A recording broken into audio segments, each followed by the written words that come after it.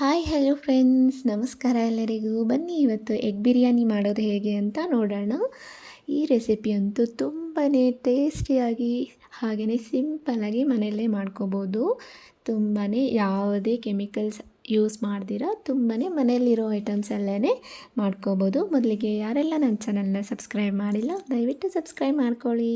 ಈಗ ನಾನು ಬಿರಿಯಾನಿ ಮಾಡೋದಕ್ಕೆ ಒಂದು ಕುಕ್ಕರ್ ತಗೊಂಡು 2 ಟೇಬಲ್ ಸ್ಪೂನಷ್ಟು ತುಪ್ಪ ಮತ್ತು 2 ಟೇಬಲ್ ಸ್ಪೂನಷ್ಟು ಎಣ್ಣೆನ ಹಾಕ್ಕೊಂಡು ಬಿಸಿಯಾಗಿದ ತಕ್ಷಣ ಪಲಾವ್ ಐಟಮ್ಸ್ನ ಆ್ಯಡ್ ಮಾಡ್ಕೋತಾ ಇದ್ದೀನಿ. ಇಲ್ಲಿ ಪಲಾವ್ ಎಲೆ, ಸ್ಟಾರ್ ಹೂವು, 2 ಏಲಕ್ಕಿ, ಸೋಂಪು ಕಾಳು, ಚಕ್ಕೆ ಲವಂಗ, ಸ್ಟಾರ್ ಹೂವು ಹಾಕ್ಕೊಂಡು ನೀಟಾಗಿ ಫ್ರೈ ಮಾಡ್ಕೊಳ್ಳೋಣ. ಹಾಗೆಯೇ ಇಲ್ಲಿ ನಾನು 6 ಹಸಿಮೆಣಸಿನ್ಕಾಯಿನ ಈ ಥರ ಉದ್ದುದ್ದಕ್ಕೆ ಕಟ್ ಮಾಡಿಕೊಂಡು ಹಾಕ್ಕೊಂಡೆ.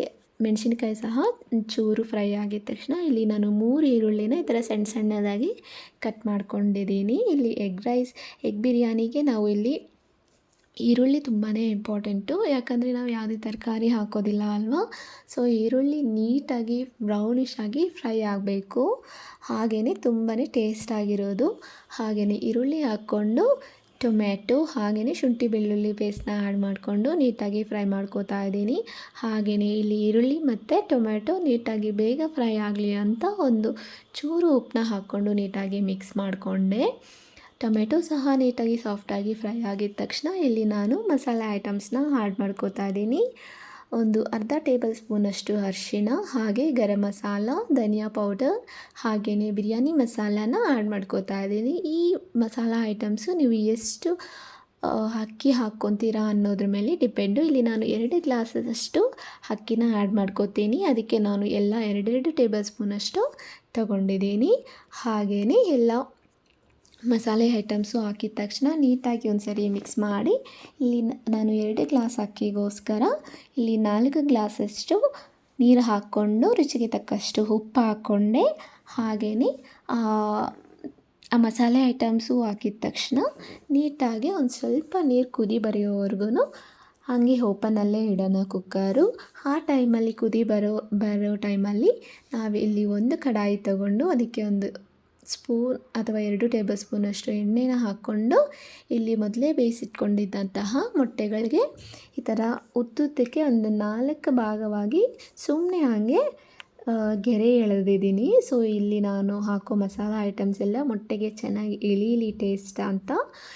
ಹಾಗೆಯೇ ಈ ಮೊಟ್ಟೆಗಳನ್ನ ಇಲ್ಲಿ 4 ಆ್ಯಡ್ ಮಾಡ್ಕೋತಾ ಇದ್ದೀನಿ. ಅದಕ್ಕೆ ನಾನು ಒಂದು ಚೂರು ಉಪ್ಪು, ಅರಿಶಿಣ, ಹಾಗೆ ಖಾರ, ಹಾಗೆ ಪೆಪ್ಪರ್ ಪುಡಿ ಹಾಕ್ಕೊಂಡು ನೀಟಾಗಿ ಒಂದು ಸಾರಿ ಫ್ರೈ ಮಾಡ್ಕೊಳ್ಳೋಣ. ಈ ಥರ ಮಾಡೋದ್ರಿಂದ ಎಗ್ ಸಹ ಮಸಾಲೆ ಆ್ಯಡ್ ಆಗಿ ಸ್ವಲ್ಪ ಟೇಸ್ಟ್ ಅನ್ನೋದು ಎನ್ಹ್ಯಾನ್ಸ್ ಆಗುತ್ತೆ ರೈಸಲ್ಲಿ. ರೈಸಲ್ಲಿ ಹಾಗೆ ಮೊಟ್ಟೆ ಹಾಕೋದ್ರಿಂದ ಮೊಟ್ಟೆ ಟೇಸ್ಟ್ ಬರೋದಿಲ್ಲ ತಿನ್ನುವಾಗ.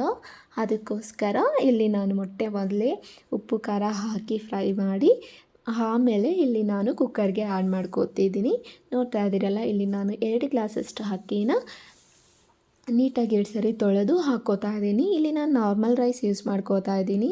ನೀವು ಬೇಕಾದರೆ ಬಾಸ್ಮತಿ ರೈಸ್ ಸಹ ಯೂಸ್ ಮಾಡಿಕೊಂಡು ಮಾಡ್ಬೋದು. ಹಾಗೆಯೇ ಒಂದು ಸರಿ ನೀಟಾಗಿ ಕುದಿ ಬರ್ತಾ ಇದೆ ಅಲ್ಲ, ಇವಾಗ ಅಕ್ಕಿ ಹಾಕಿದ್ಮೇಲೇನು ಇವಾಗ ನಾನು ಒಂದು ಚೂರು ಪುದೀನ ಹಾಗೆ ಕೊತ್ತಂಬರಿ ಹಾಕ್ಕೊಂಡು ಅರ್ಧ ನಿಂಬೆಹಣ್ಣು ರಸನ ಹಿಂಡ್ಕೋತಾ ಇದ್ದೀನಿ. ಇಲ್ಲಿ ಈ ನಿಂಬೆಹಣ್ಣು ರಸ ಹಿಂಡೋದ್ರಿಂದ ತುಂಬಾ ಟೇಸ್ಟಿಯಾಗಿರುತ್ತೆ ರೈಸು, ಹುಳಿಯಾಗಿ ಖಾರವಾಗಿ ಸಕ್ಕತ್ತಾಗಿರುತ್ತೆ ತಿನ್ನುವಾಗ. ಅದಕ್ಕೋಸ್ಕರ ಅಕ್ಕಿನೂ ಮತ್ತು ಈ ನಿಂಬೆಹಣ್ಣಿನ ರಸ, ಕೊತ್ತಂಬರಿ ಹಾಗೆ ಪುದೀನ ಸೇರಿಸಾಗಿದ ತಕ್ಷಣ ಒಂದು ಸರಿ ನೀಟಾಗಿ ಮಿಕ್ಸ್ ಮಾಡಿಬಿಟ್ಟು ಈಗ ನೀವು ಬೇಕಾದರೆ ಈ ಟೈಮಲ್ಲಿ ಟೇಸ್ಟ್ ನೋಡ್ಕೋಬೋದು, ಉಪ್ಪು ಖಾರ ಸರಿ ಹೋಗಿದೆಯಾ ಇಲ್ವಾ ಅಂತ. ಈ ಟೈಮಲ್ಲಿ ಬೇಕಾದರೆ ಅಡ್ಜಸ್ಟ್ ಮಾಡ್ಕೋಬೋದು ನೀವು. ಈಗ ನಾನು ಅಲ್ಲಿ ಫ್ರೈ ಮಾಡ್ಕೊಂಡಿದ್ವಲ್ಲ ಮೊಟ್ಟೆಗಳನ್ನ ಸ್ವಲ್ಪ ಮಸಾಲೆ ಐಟಮ್ಸ್ ಹಾಕ್ಬಿಟ್ಟು ಅದನ್ನು ಇಲ್ಲಿ ನಾನು ರೈಸ್ಗೆ ಆ್ಯಡ್ ಮಾಡಿಕೊಂಡು ಮೊಟ್ಟೆಗಳನ್ನ ಕುಕ್ಕರ್ ವಿಸಿಲ್ ಒಂದು ಅಥವಾ 2 ವಿಸಿಲ್ ಹಾಕ್ಸ್ಕೋಬೇಕು. ನೋಡ್ತಾ ಇದ್ದೀರಲ್ಲ ಎಷ್ಟು ಚೆನ್ನಾಗಿ ಕುಕ್ ಆಗಿದೆ ಅಂತ. ಸಕ್ಕತ್ತಾಗಿತ್ತು ಟೇಸ್ಟ್ ಅಂತೂ. ನೀವು ಒಂದ್ಸರಿ ಟ್ರೈ ಮಾಡಿ. Thank you so much.